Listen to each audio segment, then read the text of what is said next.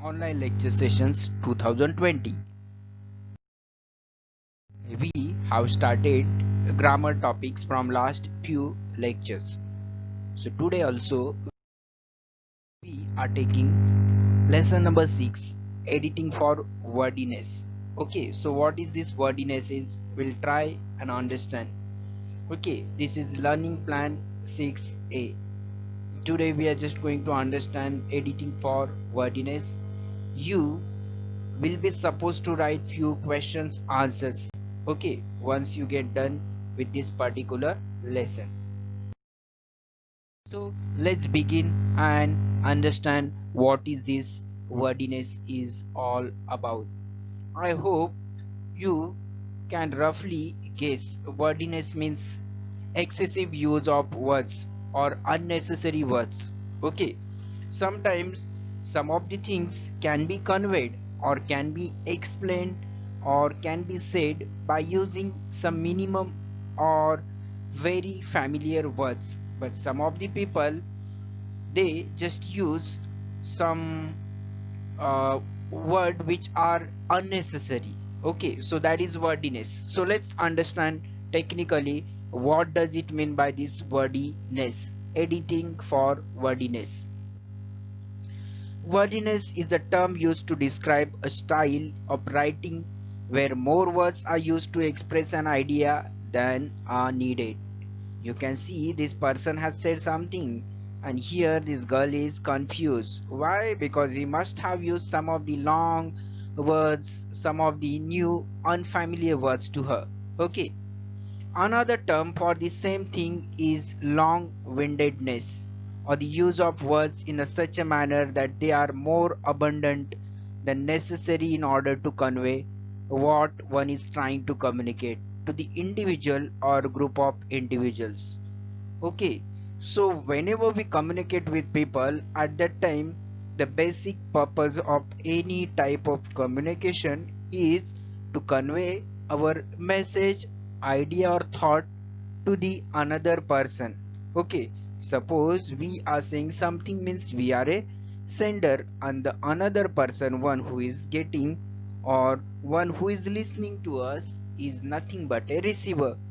And that's why whatever we are going to speak, it should be very easy so that another person will understand the same and he's going to reply or he's going to give us the correct reply. If he's not going to get something, we are going to speak something very confusing. Okay, so at that time you are going to get answer in the similar manner. You might get wrong answer or wrong reply from that person. Okay, so here today we are going to learn how to edit this wordiness. Okay, in clearer terms, wordiness means using more words than necessary to convey meaning. Effective writing is simple and direct. We know that whenever we write something effective, it should be very simple and direct. And yes, it is always. Just check anything and you will get something which is in simple and direct form. Okay, though we are writing the novels also, if you're going to use some unnecessary words or unfamiliar words every now and then your audience or the readers are going to get bored easily. Okay, so avoid that. One should keep his statements very simple and direct. How? Let's see.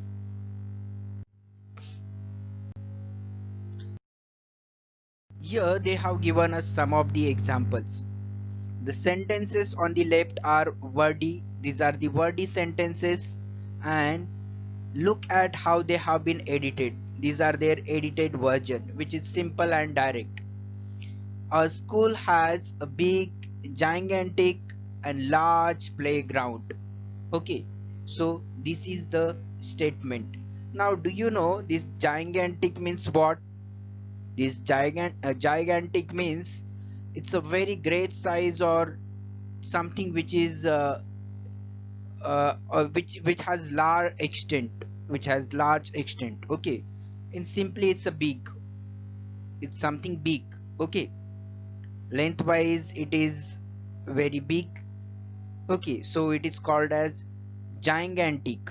Okay, so here what they have said, don't overuse adverbs and adjectives. They have used it unnecessarily. In simple terms, we can write a school has a big playground. These words are unnecessary word. Big means big. Okay, there is no need to exaggerate the same word by using some of the adverbs and adjectives. They have here they have used these two words unnecessarily, correct? So never to use unnecessary adverbs and adjectives. Understood? In simple term also we can convey the same message. A school has a big playground. Here gigantic means big, large means also big. Then why we have to use a repetition of the similar words? Okay, somewhere it is means something which is exaggerated unnecessarily. Okay, so always avoid such type of mistakes. Second thing, I went to school, I met all my friends, I had fun with them, we had a good time together. Now look at this sentence. Here also we have used I, here also we have used I, here also we have used I. So similar pronoun has been used many times unnecessarily. The repetition is creating a problem. It just seems like monotonous. Okay, which doesn't feel good while reading good. So how we can avoid all these things, unnecessary pronouns? I went to school and met all my friends. We had a good time. We had a good time. Had fun and good time. It is almost same. So repetition has been avoided. Together means we only. Okay. So why this together? This is something unnecessary. So that word should be avoided. Understood? Let's take the next one. In all eventualities, circumvent, convoluted, confabulation. Okay, now here you need to use simple words. But before we use simple words, let's understand at least meaning of these words. Eventualities means a possible event or outcome. A possible event or outcome is called as eventualities. Circumvent. Now circumvent means what? To find a way around. Like suppose in a road, okay, you are on a bike, there is some obstacle, so you'll find out a way how to just avoid that obstacle and complete your journey. Okay, so that is circumvent. Now next one is convoluted. Okay, this convoluted means extremely complex and difficult to follow.